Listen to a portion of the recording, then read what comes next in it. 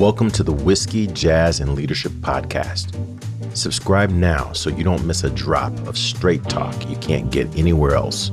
We discuss the whiskeys to drink, music to listen to, and what it really takes to be an effective leader.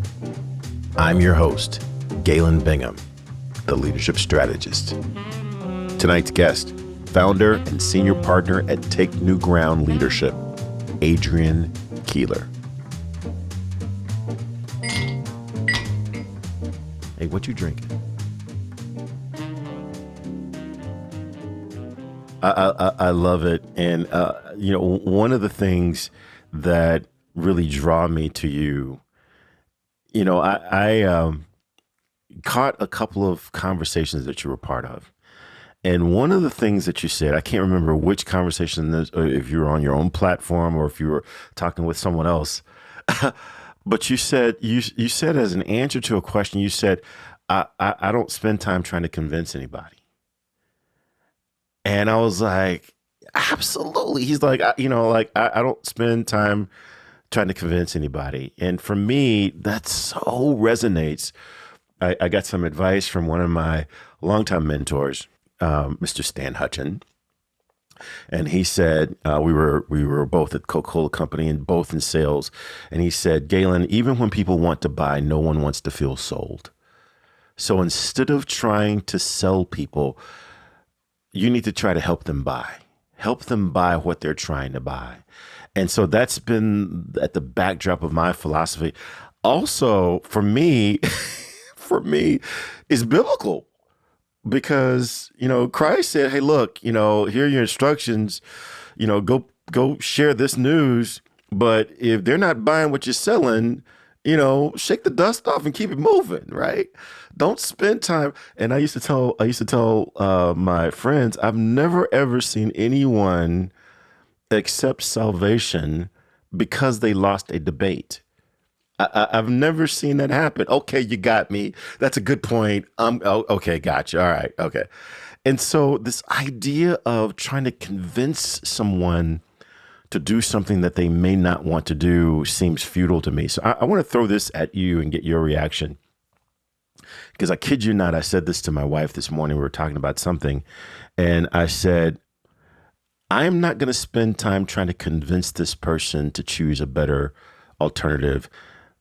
Because of one of three reasons. Either one, they don't want the help. Sometimes people just don't want help. They, John Wayne, Rambo, I'm going to do it myself. Some people just don't want help. So that's the first reason. Number two, they may not want help for this, right? They may be fully open to accepting help for other things, but for this thing, they may not want help. They might be comfortable with how this thing is going. And who am I to go in and screw up their vision of how this thing is unfolding for them?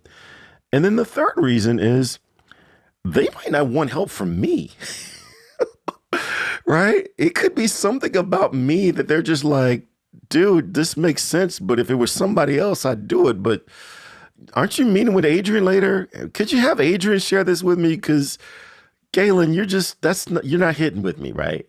And so help me put that back together. Leadership dude to leadership dude. Talk me through those three reasons why this whole idea of trying to convince someone to do what you believe is better for their life is really kind of futile. Yeah. Well, there's not a human being on the planet that doesn't want dignity. I think it's just wired in us, like this idea of agency, the idea of identity.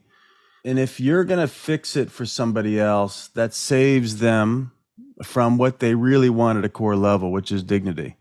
So where my head first goes is they want what they've got first, right? Like current reality doesn't lie. We do. I just always assert whatever's happening is perfect, meaning even if it's horrible, whatever maybe your life's in shambles right now.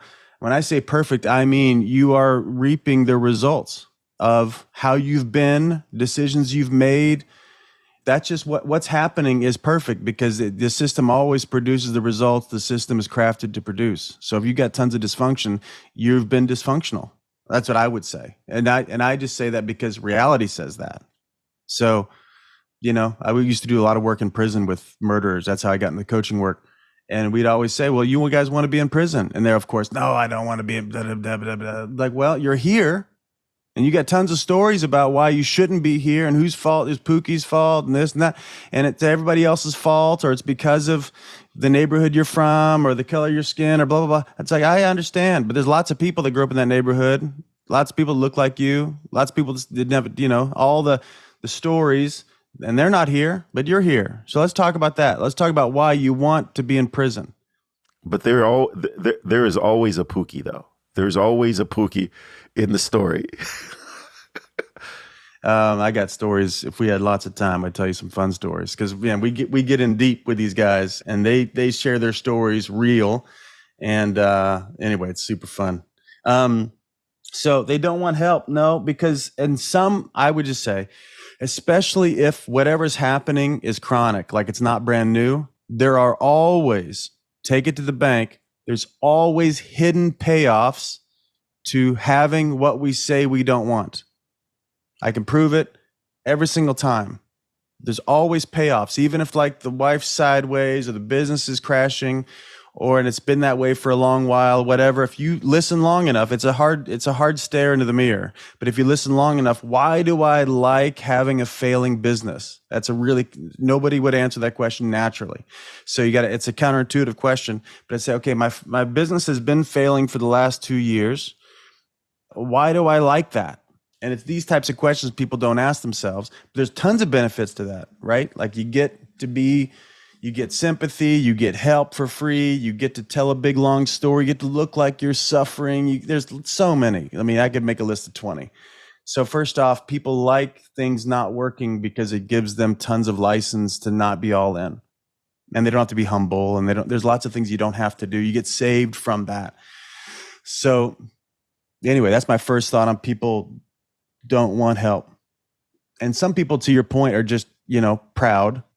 I say this to myself all the time because I'm my own first coaching client. I say, I always need more help than I want.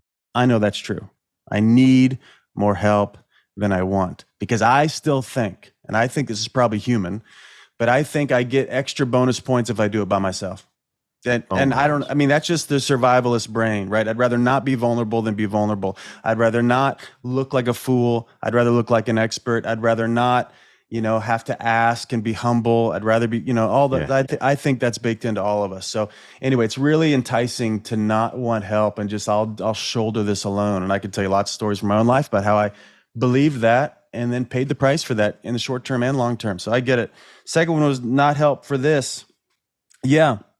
What are my thoughts about that? Like, to go be ultimately successful, we will have to explore terrain that that is unknown to us, right? So it makes sense, and I'm just thinking, like, from a neuroscience perspective, that a lot of people's vision for whatever they're doing is stifled, and they will like it that way. Like they've got a business that does $1 million a year. They don't want to ask themselves the question, what would it take to do 5 million? So they don't want help for this. I'd rather just do it right here at this level. It's acceptable to me. And maybe if they were really successful, their friends would reject them, or their parents would not like that. Or there's all this kind of social, because to go be very committed, you're actually signing up to be socially unacceptable for most people. Because, it's like, if you're really committed to something, you will offend those that are committed to mediocrity. Naturally, just because you're up earlier and you work later and you don't go to the extra party and you read these books and you go do this, instead of just going to Cancun, you go to this like workshop in Tucson, Arizona or whatever. Like you go do this weird stuff that most people don't do. And you will naturally, just because human beings are shame machines, people will feel guilty because you've raised the bar. And that's something to deal with, So some people just keep this good enough mentality, and it works. I mean, it works, right? It's workable and it's really normal. So that's why it works. At the same point, it's just good enough. I ask clients all the time. I ask them to put them, sometimes in like an initial conversation with them, I'll say, okay, 10 is all in, 100%. You can't be stopped. You're going to learn everything. You're going to read every book. 10 is all in. 0 is, you're in a casket. Where are you at in your own engagement? How would you gauge yourself? And what do you think people say, Galen? Usually 6. That's a good guess. Most people say 7, 6 or 7. 6 or 7. 6 or 7 is where people put themselves. And I say, I know your secret, man. And they get a little nervous because they're like, hold on, what do you know? Who you been talking to? And I say, I know your secret because I'm always talking to these like high performer, crazy people, which I love them all because anyway, I can connect with them. And I say, here's the secret. The secret is your 6 or 7 looks like most people's 10. So you get away with shit. And you know it. And you know it. And they all know it. But they're haunted by it. They're haunted because they know. I don't know what it is about us as human beings. There's a part of us that we know we're stewards, like we're responsible for our potential. And reality is what they're calling a 6 or 7 is actually like a 3 or a 4. That's that's why I don't convince anybody of anything. I don't need to do that. Because I'm a spiritual guy, right? So our souls are having conversations with us, I say, that ought to be listened to. And we could do everything. We could create 25 hobbies, create 25 businesses, go get whatever relationships you want to get to try to squelch that gnawing internal conversation about, when I get to be 95 and on my deathbed, am I going to look back and be proud of it? That's a question nobody can escape. It's there. Yeah. So, and maybe just not for me. I understand this for sure in my world because I'll talk to somebody, great conversation, then they just ghost me. They're just gone. And of course that's, that hits personally at some level, but the more I've been doing this, the more I understand it's not me, it's really what I represent. And if I'm doing work with anybody, I kind of represent the truth. Not that I know the truth, but I'm here to find it and I'm here to keep finding it. And I'm not here to play the games that most people are here to play. And I'm not here to, teach them 25 principles as another way to avoid shit. No. Let's get real, man. What do you know that you're scared to death to know? Let's talk about that. What are you scared to death to talk about? Because let's talk about that. Like, what are the 10 conversations that are under the table in your organization? And let's not give us credit for like pointing out the elephant in the room. We're going to ride that mother blanker. Like we're going to jump on the scariest thing because that's the road to paradise is actually that thing that's under the table. I tell them all, I said, it's not like the conversations on the table are not the ones running your organization. It's all the ones under the table. And I'm really good at finding out what those are. And for you, though, I'm a fierce advocate for you and for your people and for your business. So it's coming from a place of love, not like I'm here to get you or got you or anything like that. I'm actually here for you. And like actually so you can make decisions that you're really proud of, that you're proud of, that your spouse is proud of, that your kids are proud of, that makes a whole bunch of money and you feel great about yourself. So we're going to go where you don't want to go. And I know I represent that conversation. So sometimes they reject me. They just reject what I represent to them, which is making every single conversation count. Oh my gosh. You guys see why I love this guy. I mean, and I just caught just like literally 15 seconds. I'm like, okay, who is this dude and how can we get him on the show? I want to go back to something that you talked about when you were talking about jazz. And I want to bring that jazz metaphor into coaching because I've said a couple of times that I can have a conversation with a client and operate within my skill set all day long. And back to what you were saying, my 3 is going to look like a 7, only because I've been some places, I've done some things, and I could work within my capability, and we can get by. But usually, when my client says, this is what I want to work on, and these are the implications of my getting it right, and Galen, this is what I need to have at the end of our session. And when my internal dialogue is, well, damn, I see why you need a coach for that one. That's a doozy. I don't have any advice. We better get into this. We better really stay focused on the process.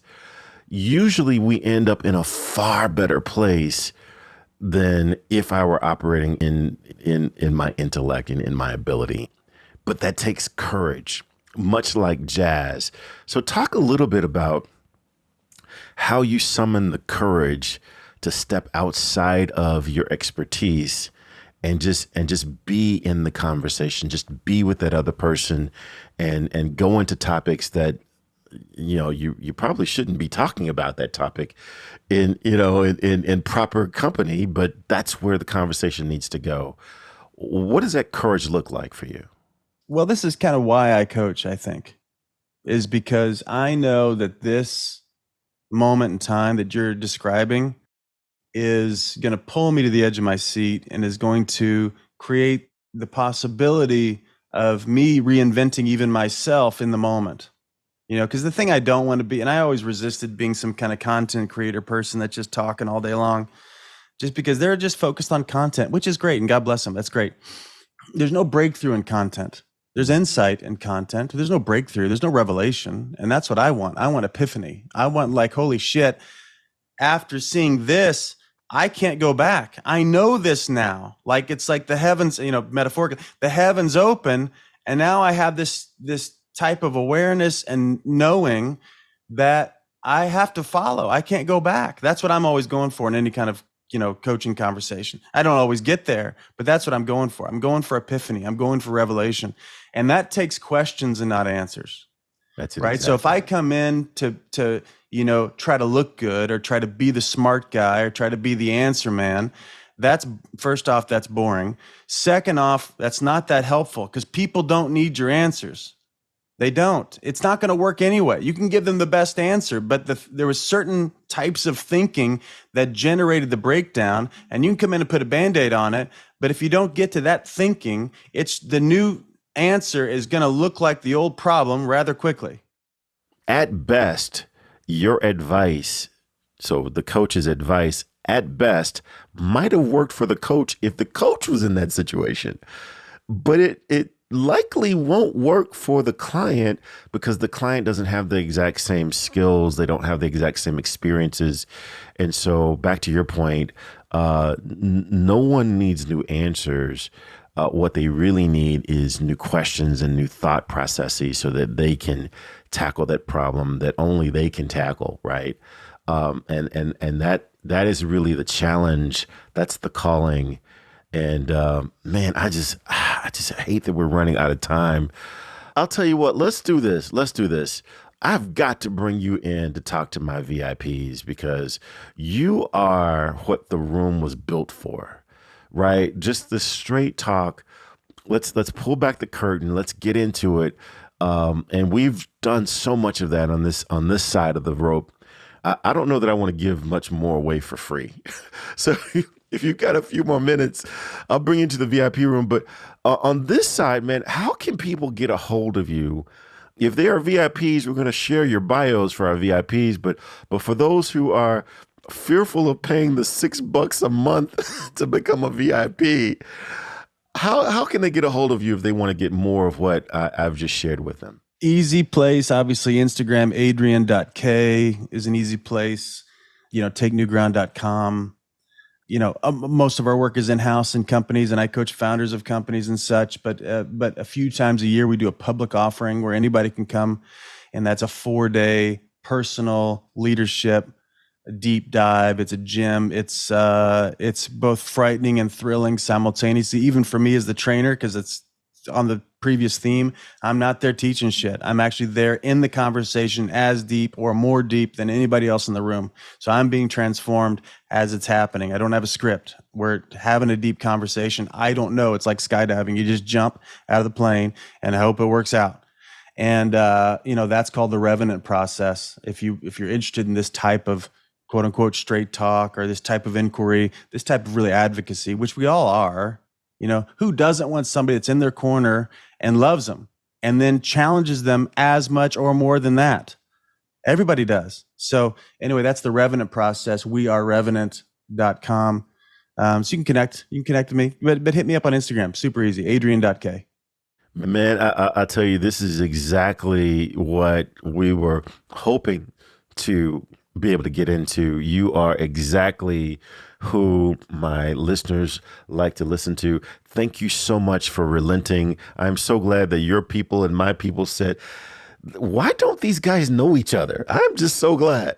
I'm so glad. Well, hey man, if you got any left, raise your Topo Chico.